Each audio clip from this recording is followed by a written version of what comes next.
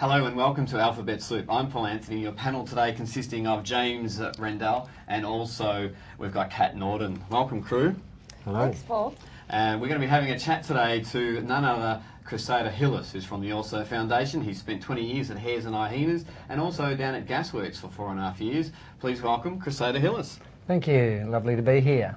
Let's start off, Crusader, talking about Hares and Hyenas, because it's not just a bookshop, is it?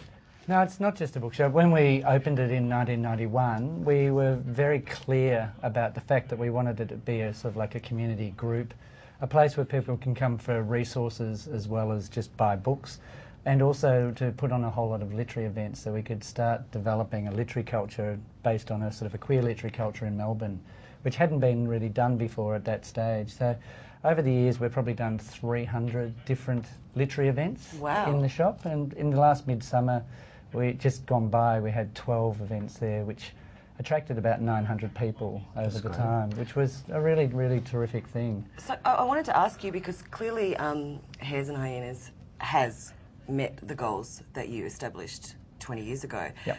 But was it always that popular? Was it harder to start with to get people to come along to events like that? It was actually much, the events have become much easier to sell. We don't hardly even do much publicity anymore. People just turn up. And in fact, some of the same people have been coming to every event for the last 19 years or so, which is pretty amazing.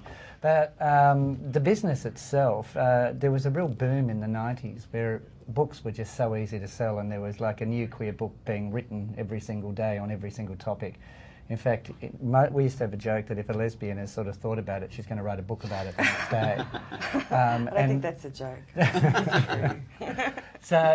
But that sort of died off quite a bit in the early 2000s, and it's one of the reasons why we've diversified the business and put in a cafe there. Like, it was Roland's idea to open the shop in the beginning, and he still runs it day to day with a group of other people who work there, and putting in the cafe, and we're also hoping to become a licensed bar as well. Wow. And it has become the reality to a lot of extent that, you know, we had to go into DVDs and things like that as well as books. You've really got to start diversifying because people are not buying as many books as they did 10 years ago. Why would that be? Is that just because of the net, or...? I think it's partly because of the net. I think it's also the fact that there are so many more ways in which people now spend their recreational time, whether it's on video games, whether it's online, whatever it might be. It's a totally different thing. There's also so many different ways of getting information now, particularly sort of non-fiction information. You can get that straight from the net. It's not so much e-books yet, but I think that'll make a difference as well over time. Are you a book reader yourself? I am a book reader myself, but I have to say that I'm sort of like falling into the trend of everybody else. I used to read a book a week at least, and I probably get through about a book every month at the most at the moment. So the books that you have come through your shop, like you go, oh, I've got to read that, but I just don't have time, and then they all stack up. I mean, I'd want to read them all from A to Z, I think. Well, recently we decided to put a gym in our house because we do martial arts and boxing and stuff like that. And so at that point we got rid of over 1,500 books from our own personal shelves. Which, That's too hard. I couldn't do that. I couldn't get rid of them. They're too personal. No, it was an easy decision. It was sort of like based on, am I ever going to read this? And if I haven't read, or have I read it already and am I ever going to want to read it again? So have I had it for 15 years and it's still sitting there? That's right. Yeah, so it wasn't that hard at all, really. Yeah, and it's much nicer having a gym than lots of books all over the place.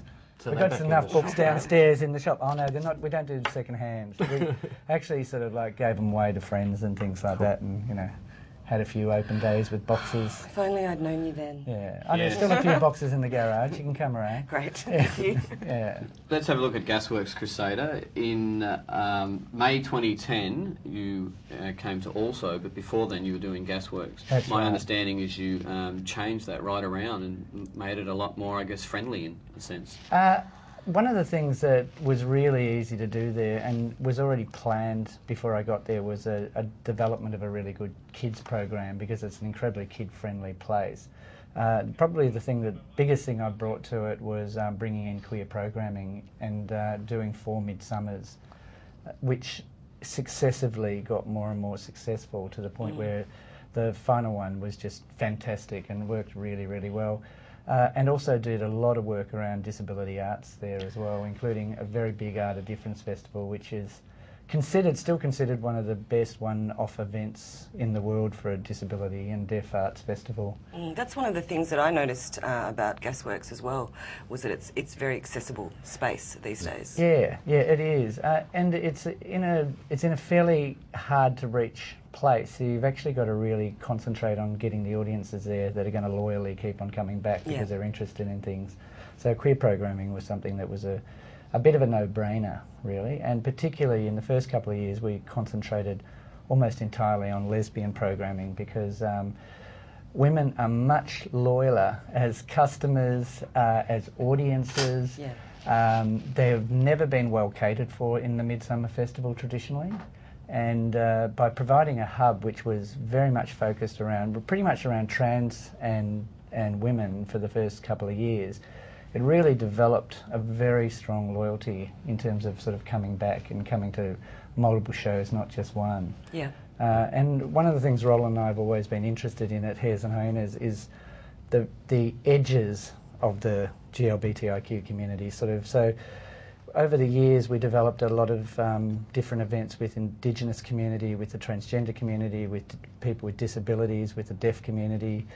And just recently we did events on bisexuality and polyamory, and we've always been really sort of quite happy about doing quite explicit stuff as well. We've done readings on drugs, we've had multicultural events. We're actually really much more interested in that than in the sort of like the mainstream gay and lesbian, if you want to call it, because there's so much already catered in that area. And there are so many more opportunities for gay and lesbian writers and to do. At the same time, they still probably represent the majority of the people who come through and perform there and the artists and things like that. But we often try to sort of put them into a situation which is a little bit unfamiliar to them. Because I think there's just a lot more. I find it much more interesting, the things that are happening at the fringes than right in the middle. Well, I mean, I agree, and I also think that's the way to foster inclusiveness in a community, is to start bringing the fringes in to the centre, so that... Can I also say that, again, it's been the lesbian audiences that have been most accepting and embracing of that type of programming. It's the women that come in to those events. Every time we did a trans event, which we used to do 1 or 2 a year, you'd probably get 60% of the audience were women, 39% trans, and one or two gay men in the door. And that is changing. There are more and more younger men, particularly, who are starting to come into women's events. But yeah, stick around. Don't go away. You're on Alphabet Soup. Up next, we're going to be dissecting also bit by bit.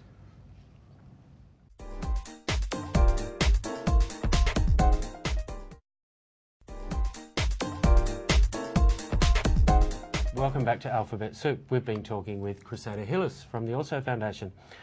So a serious question, Crusader. You're an A-grade celebrity. What's it like in the VIP tent? I wish I was an A-grade celebrity and was invited to all the VIP tents, but I have snuck into a few over the years, and I've been invited to 1 or 2. And do they have smoked salmon? Ah, yes, but who likes smoked salmon? Well, actually, I do like smoked salmon, but it does get a bit boring if it's at every VIP tent. Right. It's much better when they have, much nicer hors d'oeuvres and things like that. Look, basically, it's free alcohol, sometimes some really interesting people, and sometimes people that you really just do not want to talk to. And have you got us any gossip from maybe Midsummer's VIP tent? The Midsummer VIP tent really was just sort of like, it was fairly relaxed, actually, and I was only there for a very brief period of time, because I did not go to the tea dance for very long. I'd had a very long day at the Also marquee, just sort of like working my bum off. Take us back, Crusader. Also has been around for 30 years. Give us a bit of history about how it all began. Well, it started in 1980 from a meeting that took place at Melbourne Zoo. And the reason it was set up was to celebrate the law reform that was going through Victorian government at the time. The State Liberal Party put through decriminalisation of sexual activity between 2 consenting men. And so they met and they decided that they were going to form this organisation, which was basically going to be around celebrating law reform and the big things that were happening in the gay community. And then they planned the Gay Day 81 to sort of coincide with the actual law becoming enacted the following year, which was one of the reasons we've just done recently the Gay Day Return to the Zoo as a sort of a commemoration of that whole thing. So originally also was set up as a celebratory body and also a way of sort of celebrating legal reform and things like that. But within 3 years and with the HIV crisis and everything else happening, it started up a second arm called the Also Care and Benevolence Society, which was set up to look after seniors, people with HIV, homeless people, provide domiciliary care and a whole range of things like that. And then since then it's had a sort of a, it went right through the 90s with all those amazing dance parties where I think the most number they ever got was about 6,000 people. We had Grace Jones falling off the stage at one stage and trying to sue the Also Foundation. But there were, there were thousands and thousands of people going to parties back then. And it since has become a community development and advocacy organisation, largely with the care side of it, just really about to sort of like start pumping out care again. So is the community arm and the commercial arm really separate? There's no real commercial arm. We try to make money through, through events and through donations and through trying to get funding for projects from the government. Yeah. But it's all community, both sides. But the care side is very different from the advocacy and community development side.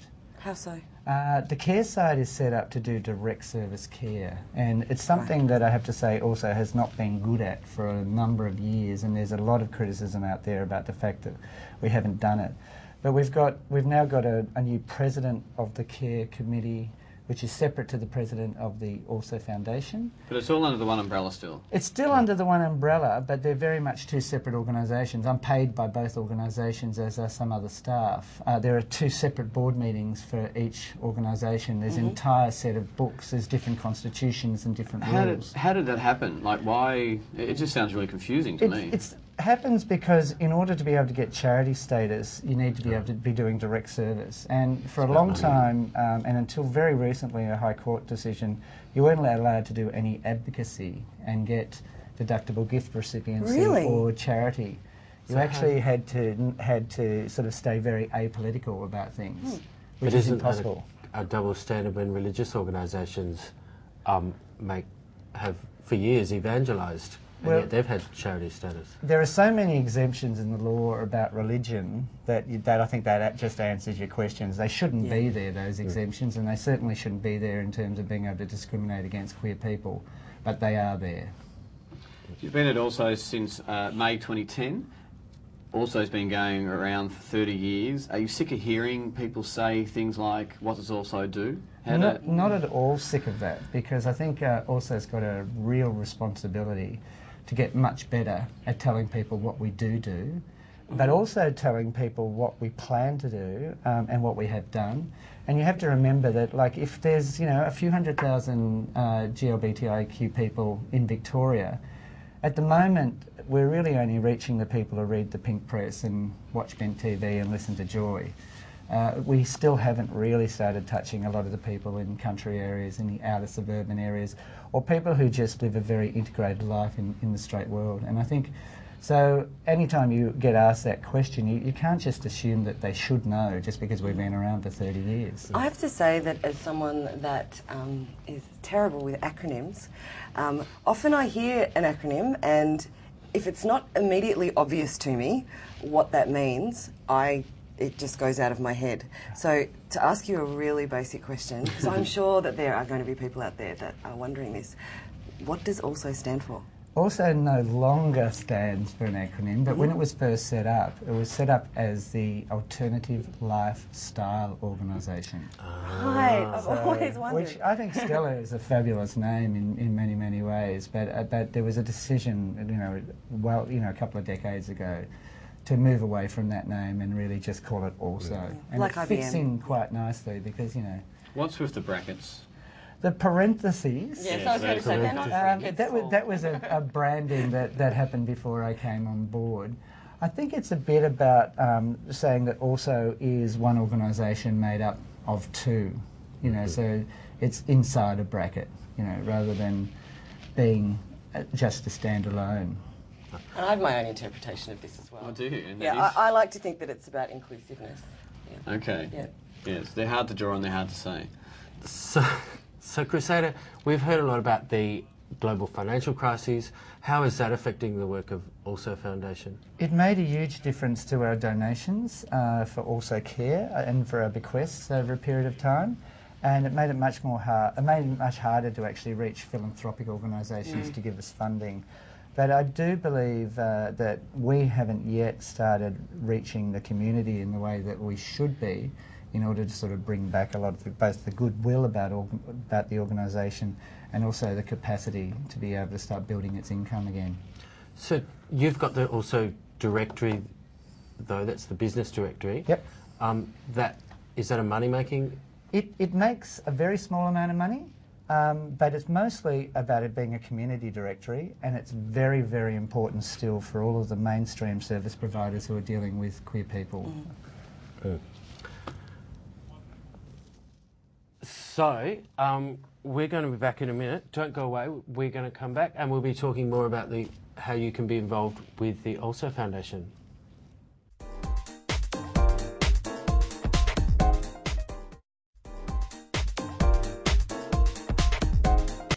And welcome back to Alphabet Soup on BTV. We are fortunate enough today to be talking to Crusader Hillis. Crusader. Hello. We've been talking about all the things that Also does. Can you tell us a little bit about the organisations that are kind of under the umbrella of the Also Community Hub? Okay. There's about 18 different community groups or organisations that are either based at Also or regularly use it. You know, so we offer a whole range of different hot desks and things. That includes BTV, and we're very excitedly at the moment looking for a great new computer, which we got some funding for City Melbourne, so that BTV will be able to start editing and things like that there, which is really good. Great. We've got the Zoe Bell Gender Centre, Melbourne Leather Pride, the Anti-Violence Project Victoria, the Gay and Lesbian Rights Lobby, Young Bucks, Switchboard have got a tenant there, as is Melbourne Queer Film Festival. We have Melbourne Gender Queer, Y Gender, which is a new group for young trans people. We've got a group called QUIP, which is for deaf and disabled people, and then we're just looking like we're probably going to be housing the Australian Deaf Gay and Lesbian Association as well. Coming out Australia, Gay and Lesbian Kids of Co-Parents. Who else? The Australian Gay and GLBTIQ Multicultural Council, Rainbow Families Council.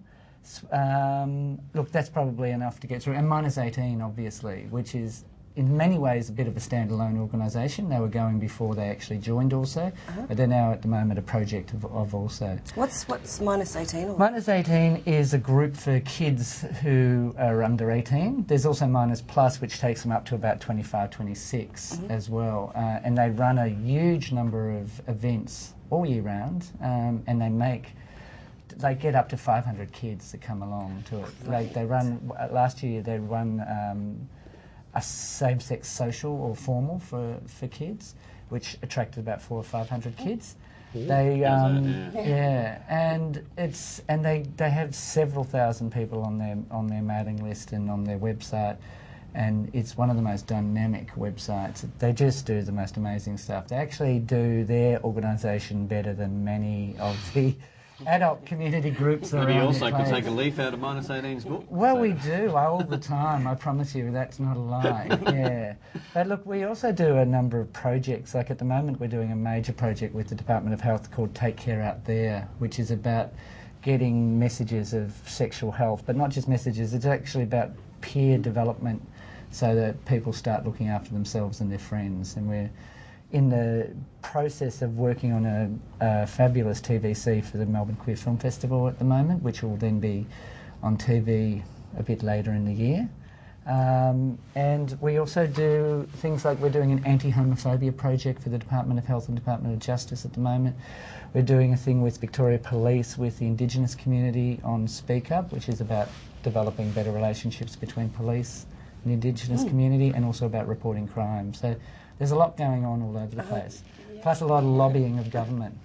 Who decides what sort of events you have in the way of, I guess, fundraising or dance parties or just social events? They're decided in-house by our marketing and development manager, Alex Schofel, and by myself, and then we go to the board with them and then put them on. So it's a bit of a collaborative thing, and we also are quite opportunistic in a good way. If somebody comes along to us with a good idea, we tend to try to help them in any way. So like, if someone comes in and they want to publish a book, for instance, on, say, sex and gender diversity, we'll do everything we can to actually hook them up to either publishers or to try to give them some opportunities to fundraise and things like that. So a lot of people come in and use the place, use our facilities in order to be able to further their own projects. Because the great thing about also is it doesn't want to do everything itself, it actually wants to work with community organisations and individuals. Let's take a walk from Burke Street and we'll walk down to Smith Street in Collingwood. The Op Shop. The Op Shop. Yeah. Tell us about the Op fabulous. Shop.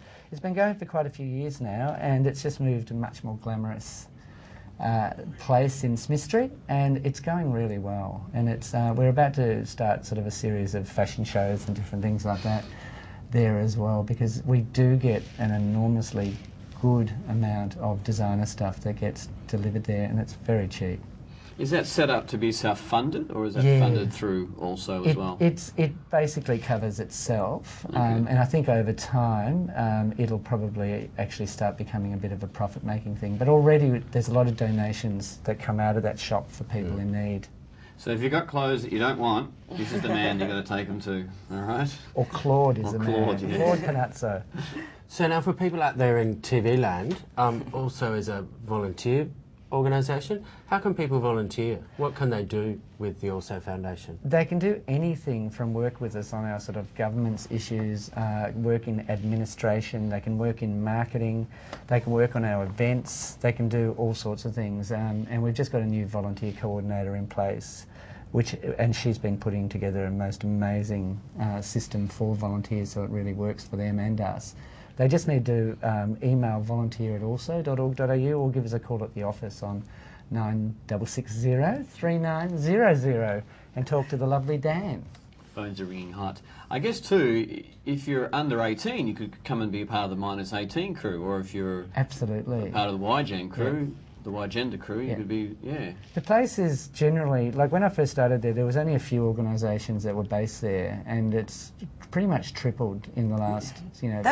That was a lot of organisations that you mentioned, so I think if people want to get involved, that there's plenty of opportunities to do so. Yeah. And if we can't use a volunteer, we definitely know other people who can, and we can sometimes actually match them to an organisation which better fits them. Yeah. Look, that's great, Crusader. Thank you so much for coming in to talk to us today. Oh, it's been a great pleasure. I feel like I've learnt lots about the Also Foundation, and I think you might actually officially be the busiest person that I know now, from the sound of it. I'm not sure. So you're going to go and volunteer then? So you know everything about it? Maybe I will. You could do that. You've been watching Alphabet Soup on BTV with myself, Kat, James, Paul, and Crusader Hillis, and we'll see you next time. Thank you.